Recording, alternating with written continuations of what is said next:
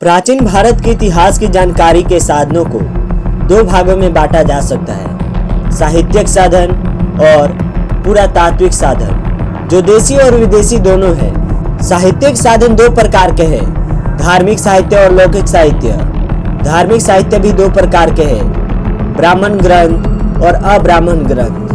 ब्राह्मण ग्रंथ दो प्रकार के हैं, श्रुति जिसमें वेद, ब्राह्मण, उपनिषद इत्यादि आते हैं, और स्मृति जिसके अंतर्गत रामायण, महाभारत, पुराण, स्मृतियाँ आदि आती है। लौकिक साहित्य भी चार प्रकार के हैं, ऐतिहासिक साहित्य, विदेशी विवरण, जीवनी और कल्पना प्रधान तथा गल्प साहित्य।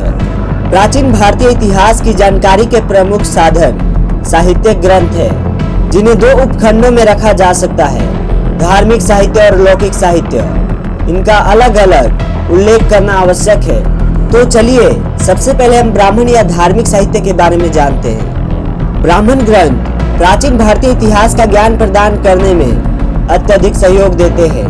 भारत का प्राचीनतम साहित्य प्रधानतः धर्म संबंधी ही है। ऐसे अनेक ब्राह्मण ग्रंथ हैं जिनके द्वारा प्राचीन भारत की सभ्यता और संस्कृति की कहानी जानी जाती है।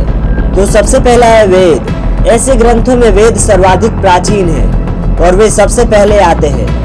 वेद आर्यों के प्राचीनतम ग्रंथ हैं, जो चार हैं, ऋग्वेद, सामवेद, यजुर्वेद और अथर्ववेद। इनसे आर्यों के पारस्परिक युद्ध, अनार्यों, दासों और दस्युओं से उनके निरंतर संघर्ष और उनके सामाजिक, धार्मिक तथा आर्थिक संगठन की विशिष्ट मात्रा में जानकारी प्राप्त होती है।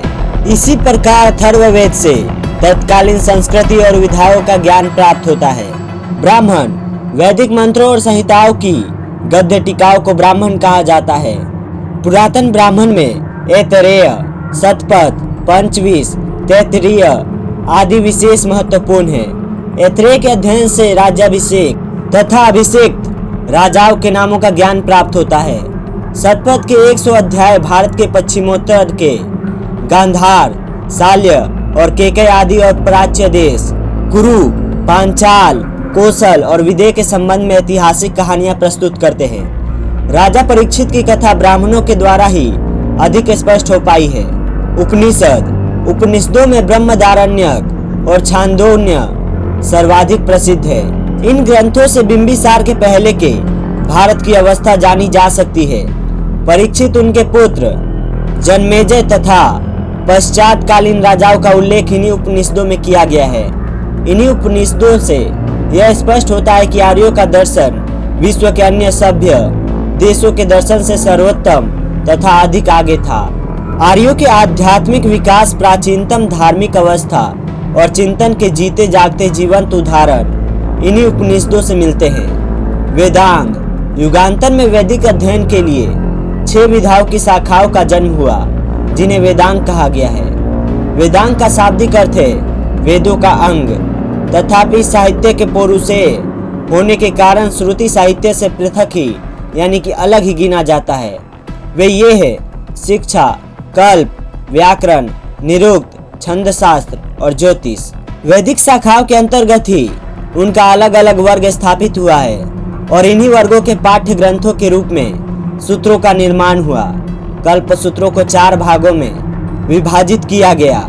श्रोत सूत्र जिनका संबंध महायज्ञों से था, ग्रह सूत्र जो ग्रह संस्कारों पर प्रकाश डालते थे, धर्म सूत्र जिनका संबंध धर्म और धार्मिक नियमों से था, शूल्व सूत्र जो यज्ञ, हवन कुंड, वेदी, नाम आदि से संबंधित थे।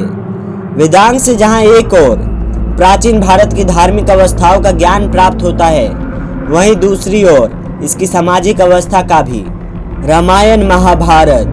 वैदिक साहित्य के उत्तर में रामायण और महाभारत नामक 2 महाकाव्य साहित्य का प्रणयन हुआ। संपूर्ण धार्मिक साहित्य में ये दोनों महाकाव्य अपना विशिष्ट स्थान रखते हैं। रामायण की रचना महर्षि वाल्मीकि ने की, जिसमें अयोध्या की राम कथा है। इसमें राज्य, सीमा, यवनों और शकों के नगर, शासन कार्य, राम राज्य आदि का वर्णन है। मूल महाभारत का प्रणयन व्यास मुनि ने किया। महाभारत का वर्तमान रूप प्राचीन इतिहास, कथाओं, उपदेशों आदि का भंडार है। इस ग्रंथ से भारत की प्राचीन सामाजिक और धार्मिक अवस्थाओं पर प्रकाश पड़ता है। इन दोनों महाकाव्यों की सबसे बड़ी विशेषता यह है कि वे आर्य संस्कृति के दक्षिण में प्रसार का निर्देश करते हैं। रामायण में तत्कालीन पौर जनपदों और महाभारत से शुद्धमाम और देवसभा का हमें जो ज्ञान प्राप्त हुआ है, उससे यह पता चलता है कि राजा किस सीमा तक स्वेच्छाचारी था और कहाँ तक उसके प्रभाव और कार्य की सीमाएं इन राजनीतिक संस्थाओं और प्रजा प्रतिनिधित्व द्वारा परिमित थी। पुराण महाकाव्यों के पश्चात पुराण आते हैं, जिनकी संख्या कुल 18 है। इनकी रचना का श्रेय सूतलोमहर्षण या उनके पुत्र उग्रश्रवस या उग्रश्रवा को दिया जाता है।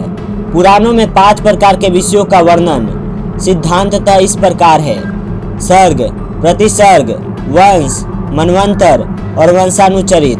सर्ग बीज या आदि सृष्टि का पुराण है। प्रतिसर्ग प्रलय के बाद की पुनः सृष्टि को कहते हैं। वंश में देवताओं या ऋषियों के वंश वृक्षों का वर्णन है। मनवंतर में कल्प के महायुगों का वर्णन है, जिनमें से प्रत्येक में मनुष्य का पिता एक मनु होता है।